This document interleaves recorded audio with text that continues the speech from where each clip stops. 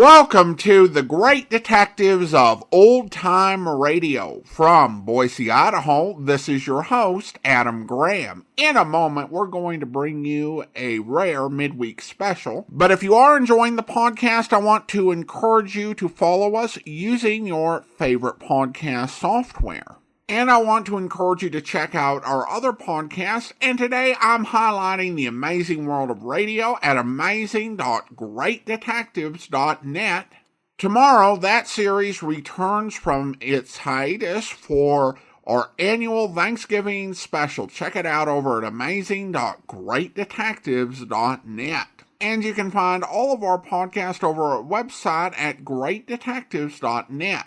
As I mentioned, we ended up finishing Bulldog Drummond abruptly a week early, and I did not want to reschedule the rest of the year, so we're playing a midweek special, which will bring us another episode of Molle Mystery Theater. And this is actually a story we played an adaptation of back in Season 7. In an episode of Escape starring Jeff Chandler. And we recently got Season 7 uploaded on our Volume 3 feed, and I was thinking that it would be fun to revisit that story because there was an Escape version with Willard Waterman. I found out that there was an entirely different version that was actually done for the Molle Mystery Theater, which is kind of appropriate for what we'll be bringing you next week. So here now from March 8th, 1946 is the episode Red Wine. And now the Molle Mystery Theater, presented by M-O-L-L-E. Molle, the heavier brushless shaving cream for heavy beards.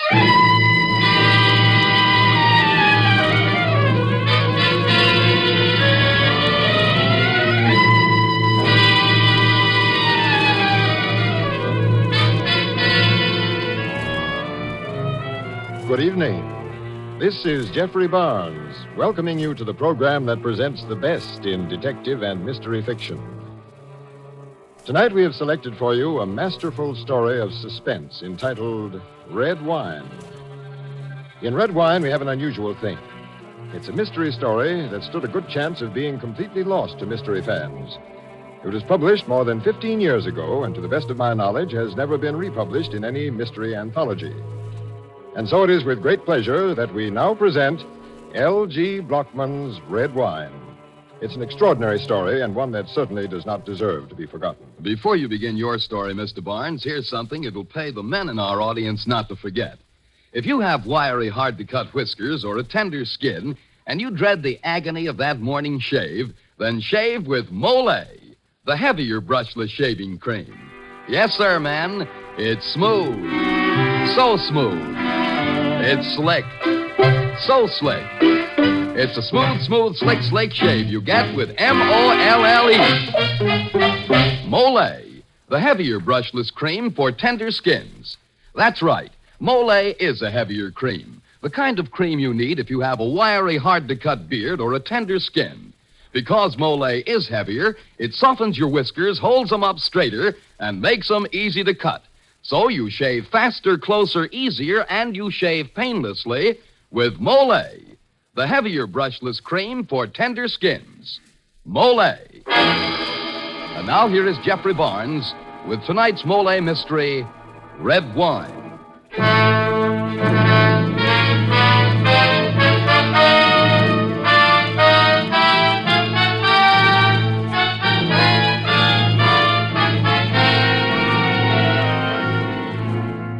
This happened at Bohar Plantation, down in the valley of the Amazon. And the men who grow rubber in the jungle will vouch for the story, and they tell it nights in the bars of Maracas. And they say that it had to do with 3 who were hunted, and the 4th the hunter. 4 in all, they say, and the bitter ending in a bottle of red wine.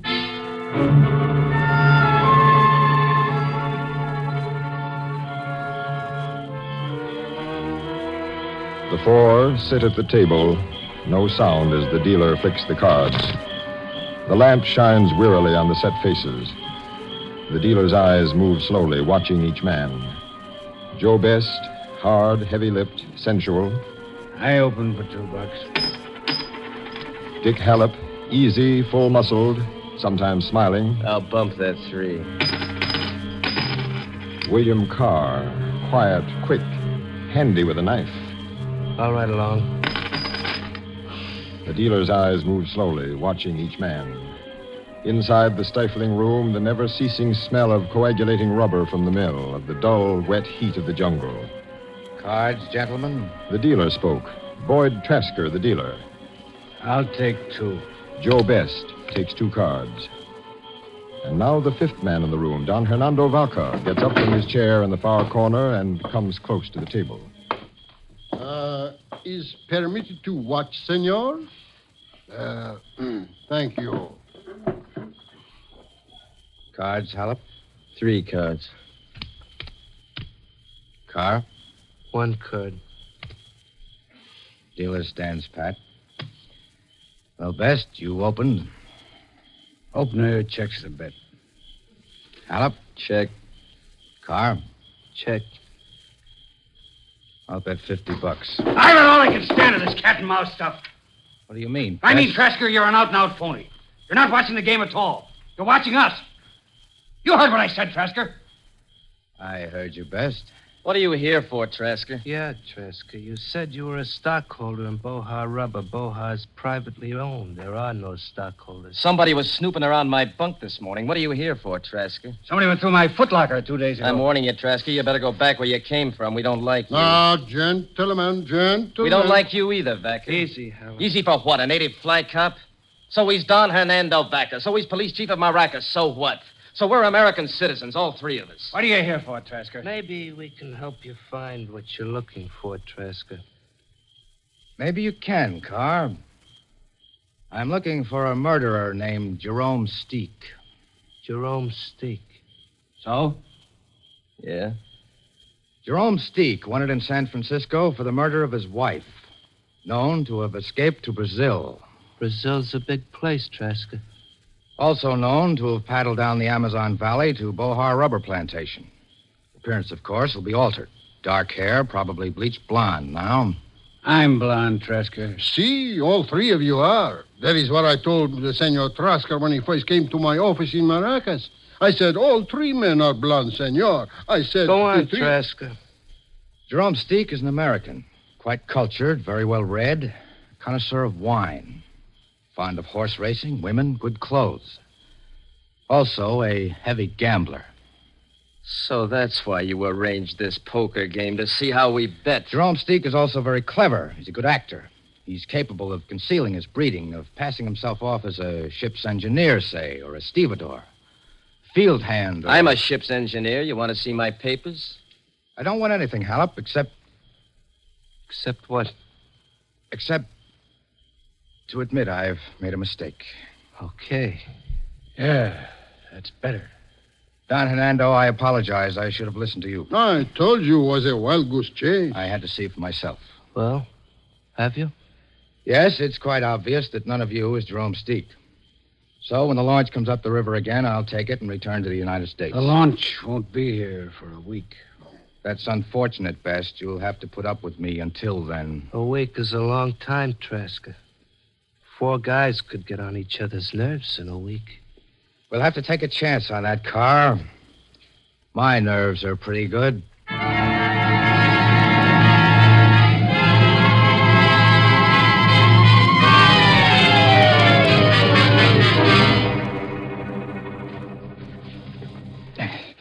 This is Joe Best's trunk, all right. Must be something here. But for the love... Oh, Don Hernando, I didn't hear you. Your nerves, Senor Trasker. Don't be foolish. I would not blame you, my friend. Coming here to the bunkhouse and snooping. This is an unwise thing you do. If that Joe Best saw you going through his trunk. Senor Trasker, please, come away from here. I have heard the men talk. I am responsible for your safety. You're a good guy, Hernando. Relax. Please, I have heard the talk. These are dangerous men. You know what I'm going to do when I get home, Hernando? I'm going to make you an honorary member of the San Francisco police. Ah. Don Hernando Vaca, San Francisco Police. That is nice. An honorary member for helping us catch Jerome Steak. Steak, Santa Maria. Why you keep mentioning this name?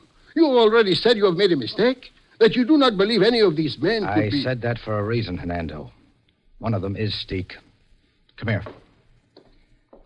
Now, if you were a field hand on a rubber plantation, would you be reading the poems of Charles Algernon Swinburne? Senor, I do not understand. Maybe I do. What? Senor Best. What's the matter with reading Swinburne, Trasker? Nothing at all, Best. It's just a little unusual. Jerome Steak is the sort of a man who might read love poems. Joe Best wouldn't? He might. And he might not. Now put that book back in my trunk, Trasker. Close the trunk and get out of here before Jerome Steak was known to have a severe temper. Why, you... No, Senor Best. It would not be good to resort to violence. After all, there is a law in Maracas district. I am only its humble instrument. Okay. Put the gun down. But I'm telling you, Trasker, you're poking your nose into trouble.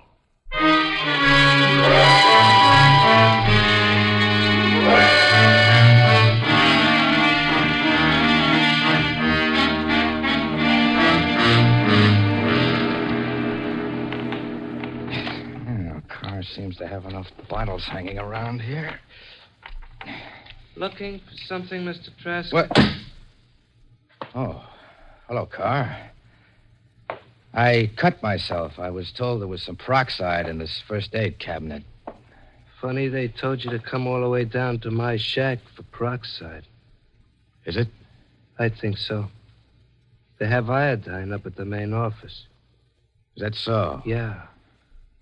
Iodine's much better for cuts, particularly little scratches like that. Thanks, Carr. I'll remember that. I would if I were you, Trasker. You can't be too careful. That's right. Especially when your bottle labeled machine oil contains peroxide. Might fool people. Meaning? Nothing important. I was just thinking peroxide is bad for the hair. Tends to bleach it. Does it really? That's what they say. Trasker, you lied to us the other day. That apology of yours was a stall. You still think one of us is this Jerome Steak? Could be, Carr. I've got 5 days to find out. Yeah, Trasker, you've got 5 days. If you live that long.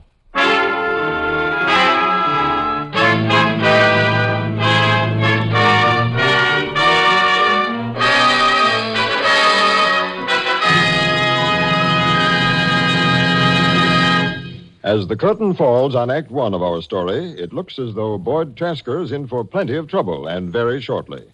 The chances are Mr. Trasker would much rather be back in San Francisco right now than risking his life in the Brazilian jungle. Well, Mr. Barnes, I don't know about Mr. Trasker, but I do know this. There are a lot of men who'd rather face all the tortures of the worst jungle than go through the punishment of a morning shave. Well, almost. You see, many a man has a wiry, hard-to-cut beard or a tender skin. And shaving can really be painful. And yet it needn't be. Not if they shave with Molle brushless shaving cream. The heavier cream for tender skins.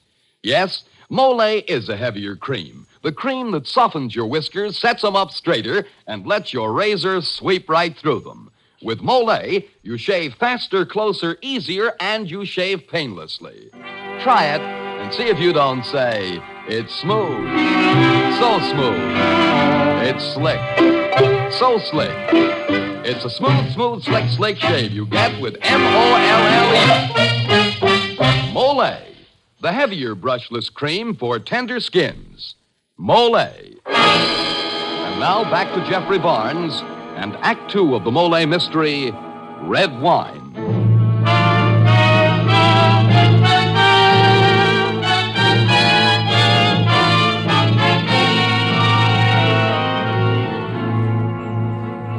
Boyd Trasker, San Francisco detective, is on a rubber plantation in the jungles of the Amazon looking for a murderer named Jerome Steak. He is convinced that one of the Americans there is the murderer. When he challenges the three men, each denies he is Jerome Steak. The search becomes a hunt. One man hunting, three hunted.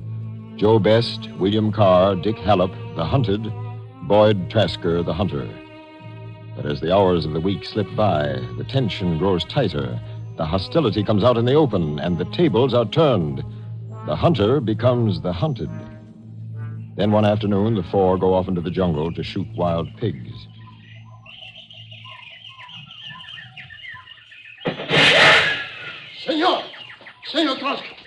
Senor Trasker, you are all Where right. did you come from, Hernando? You are all right. I told you not to worry about me. I could not help it. I had to come when I heard you had agreed to go pig hunting with those men. I can take care of myself. But such unnecessary risks. In this jungle, anything What would you want me to do? They came to me this morning, all three of them, and said they always hunt pig on a day off, and would I like to come along? But it would be so easy. A hunting accident. Ping. Everybody is so sorry. And you are dead. Yes, I'm expecting it any minute. What? The hunting accident. One of those men out there on the brush is Steak. I feel certain of it.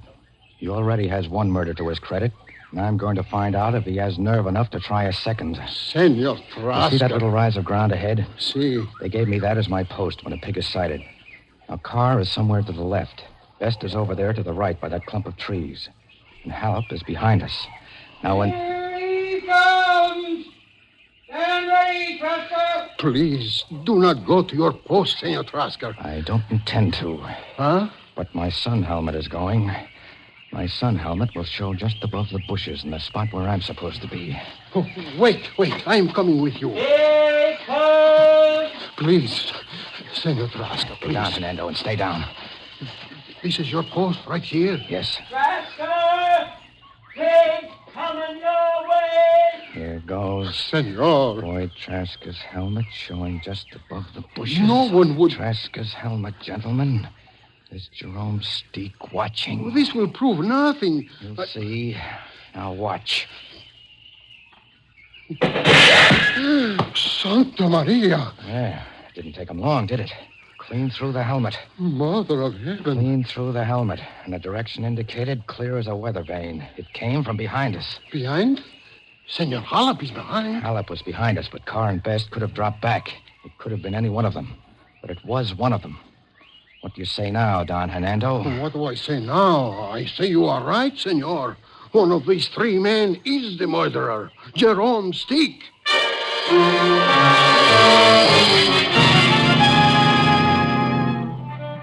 That was the first attempt on Boyd Trasker's life. The second attempt involves a Malay man-catcher, that horrible machine that is set off by a concealed wire and plunges spiked bamboo stakes into its victim.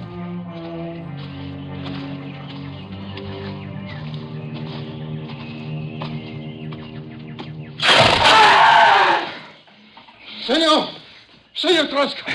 Senor Trasker. I'm all right, Hernando. Luckily for me, I've traveled in Java. I know the setup of a Malay man-catcher when I see one. My houseboy wasn't so fortunate. Oh, poor Manuel.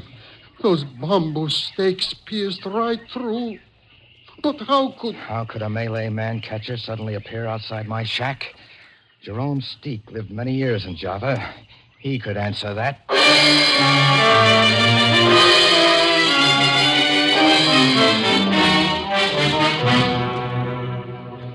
That was attempt number 2 on Trasker's life. And then that night, attempt number 3. Don Hernando, this way, quick! See, senor. See, what has happened? Mother of heaven. A bushmaster. Yeah, it was curled up between my bed sheets. I got it just in time. If I hadn't been on the lookout for something... The deadliest snake in all the world. Yes. Another quaint device of our friend Jerome Steak.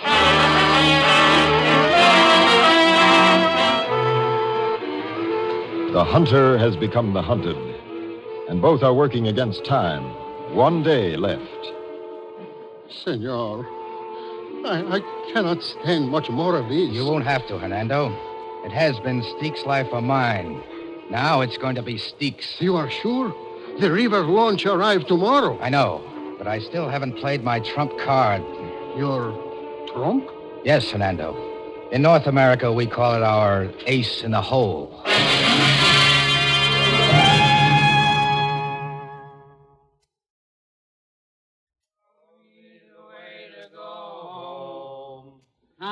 tired and I want to go to bed. I had a little drink about an hour. Mind if I come in, gentlemen? And it's gone. What are you doing here, Trasker? This is a private party. I don't expect to stay, Best. Good. Amen. I came to extend an invitation. Yeah? How far you'll get with any of your invitations, Trasker? Will you listen or not? If it'll help get you out of here any faster, go ahead, spill it. Tomorrow, I'm leaving Bohar for good. Great. Best news of But I'd like to leave with no hard feelings, if you'll let me. Boys, I want to throw a party for you. We're having a party. A real party, on board the steamer before I sail. I know the skipper of the Salvador, and the skipper knows food. He has a top-notch wine cellar aboard, specializes in Chateau Malheur. He also has a fine Chinese cook. Now, what do you say? The devil with you and your party. Now, wait a minute, fellas. Wait a minute. We don't like Trasker, and we've made no bones about it.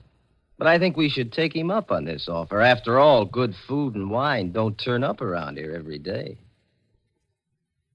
I'll eat your chow, Trasker. Thanks, Halep. And you, Carm? If it's okay with Halep, it's okay with me. That leaves you, Best. Well, I won't like you any better, Trasker, but count me in. Thank you, gentlemen. You'll come on the launch with me? No, we'll paddle down the river ourselves. As you like. Well, good night. I'll see you on the steamer tomorrow. I have an idea. It'll be a party you'll never forget.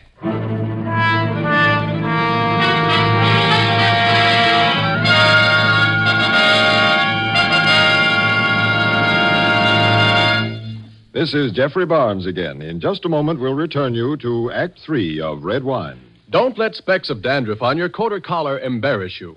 Do what thousands are doing for relief from this social and business handicap. Use Double Danderine. You'll quickly discover that Double Danderine is unlike so many hair preparations available today, preparations that really do no more to fight a common type of dandruff than plain water does. That is, they simply remove loose dandruff.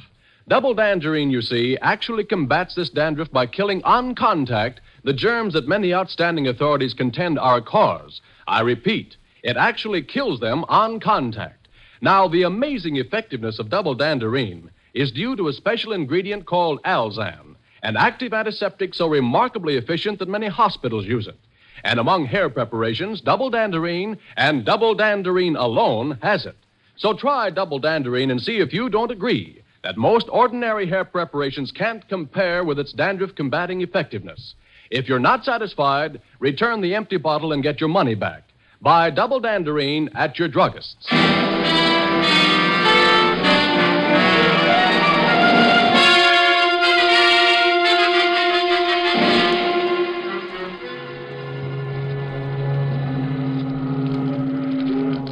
All right, Mr. Tasker. Fried shrimps ready. Mushrooms on toast ready.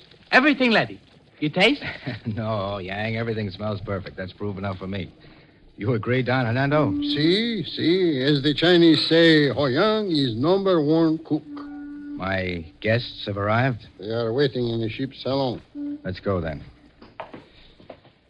Everything is all ready. Now, don't forget, you bring in the ice cubes when I call for you. See, I will bring them. I will remember. It's all planned. Good. Now, Don Hernando, I'm ready for my ace in the hole. Yes? I've told you before, Jerome Steak is a connoisseur of good food and rare wine. Now, this little bottle of Chateau Malheur will be his finish. This little bottle, it will? As surely as he meant his Malay man-catcher to finish me. Now, midway through the dinner, I'll rise and call for silence. Gentlemen, I'll say, in a moment, I'll open this rare vintage wine. I'd be pleased if all of you will join me in a farewell drink.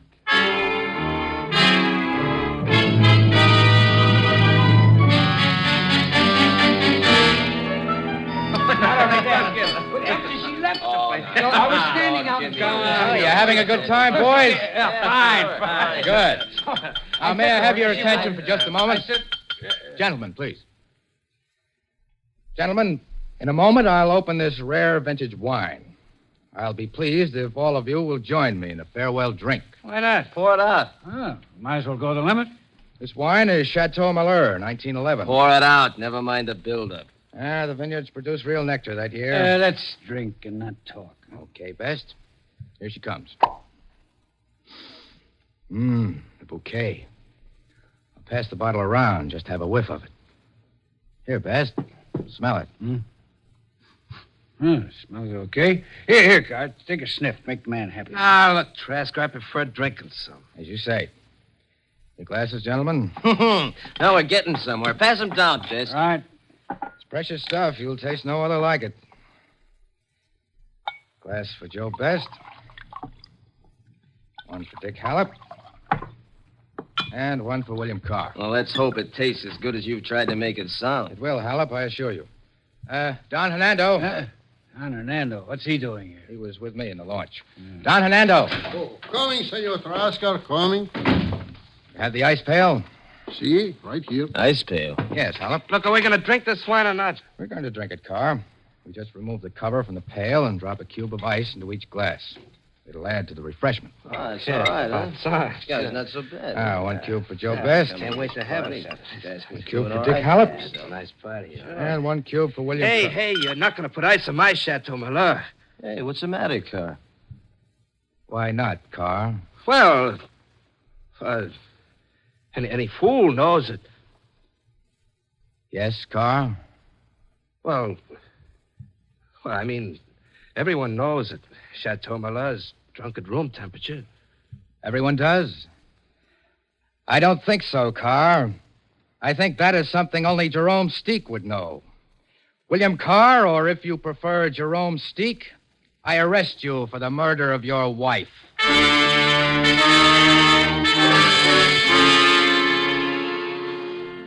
William Carr was arrested, but Joe Best and Dick Hallop are freed.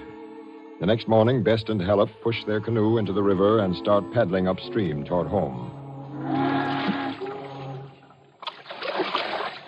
Two of you are at liberty to return upriver to Bohar. That pompous fool. Yeah. I just can't get it through my head. Quiet Billy Carr. Who'd have thought it could be our friend, Billy Carr? Yeah. Nice guy all the same. You know, Best, when you come to think of it, that was pretty darn clever, Trasker. He figured only a guy who really knew his liquor would balk at having ice put in his wine. Yeah. He sure enough trapped Bill with those cubes in the Chateau Malheur, 1911. Pretty clever, I'd say. Maybe. And maybe not so clever. What do you mean, not so clever? Any wine merchant could tell you, Hallop, there was no Chateau Malheur in 1911. It was a bad year. The vineyards didn't bottle. Yes, that's... Hey, Best, wait a minute. Only one man around these parts would know a thing like that. Jerome Steek. That's right. Keep right on paddling, Hallop, and don't turn around. You might be sorry. You're gonna kill me. I suppose so, yes. You're the only man alive who knows I'm Jerome Steek. I can hardly allow you to return to Bohar with that knowledge. I'd be embarrassed. Yeah. You'll be even more embarrassed when you try to shoot that revolver. I emptied the chambers this morning. What? You see, Best, Trask and I have been trying to find you for months. We narrowed it down to you and Carr, but we were stymied from there. We had to hear it from your own mouth. We chose this way, counting on your ego. I wouldn't try anything, Joe. The chambers in this gun are quite well loaded. I see. Shall we be getting back to the Salvador? Trasker will be waiting. I guess so. We can finish the bottle if you like. Finish the bottle? If you like. Okay, Hallop. I always was a sucker for red wine.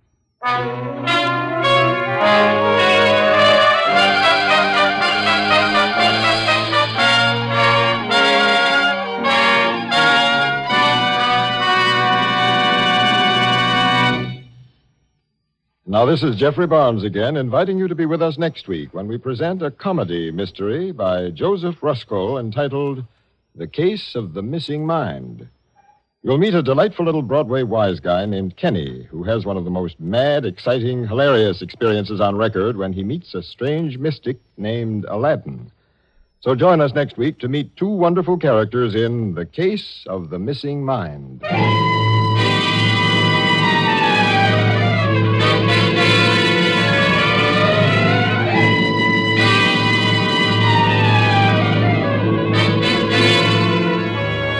The original music for the Molle Mystery Theater is composed and conducted by Alexander Sendler. Red Wine was written by L.G. Blockman and adapted for radio by Louis Pelletier and Jacques Fink. Kenneth Lynch was featured in tonight's program. This is Dan Seymour saying goodnight until next Friday when the Mystery Theater presents The Case of the Missing Mind.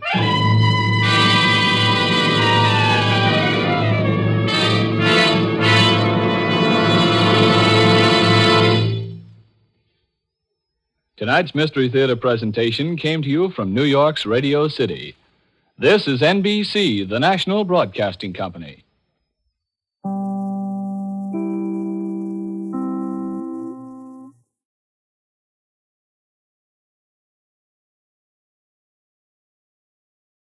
Welcome back. I thought it was an enjoyable episode and a nice chance to see Ken Lynch in action as the lead.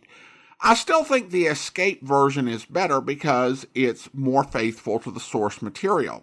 There were two big twists in this episode. The first was from the short story and the revelation about the ice and the red wine. The second was an original to the Molle Mystery Theater, and it's not a great one. The idea that Trasker had an inside man of the three, and therefore there were really only two suspects, kind of diminishes the mystery. And if Trasker did have a secret partner, it seems like they could have wrapped this up much earlier rather than this dragging out for days and weeks. If nothing else, having someone among the three suspects should have prevented the murderer from going out and setting up elaborate death traps for Trasker. I mean, you would think. However, this story may, despite some of the issues with the adaptation, owe Molle for bringing it to light, because who knows if the Escape adaptation or a later TV adaptation with David Niven on the 4-Star Playhouse would have come to fruition if Molle hadn't highlighted the story. There were a lot of mystery stories that were published at the same time as Red Wine, with so many popular mystery magazines that some have just really been lost and been forgotten, even though they're perfectly fine stories. So Molle may have spared Red Wine from that fate. All right, well, now it's time to thank our Patreon supporter of the day. And I want to go ahead and thank Susan, who's been one of our Patreon supporters since March 2023, currently supporting the podcast at the Shamus level of $4 or more per month. Thank you so much for your support, Susan, and that will actually do it for today. If you're enjoying the podcast, please follow us using your favorite podcast software, and be sure to rate and review the podcast wherever you download us from. We'll be back next Tuesday with a previously uncirculated episode featuring Hearthstone of the Death Squad. In the meantime, send your comments to box13@greatdetectives.net. Follow us on Twitter at Radio Detectives, and check us out on Instagram, instagram.com/greatdetectives.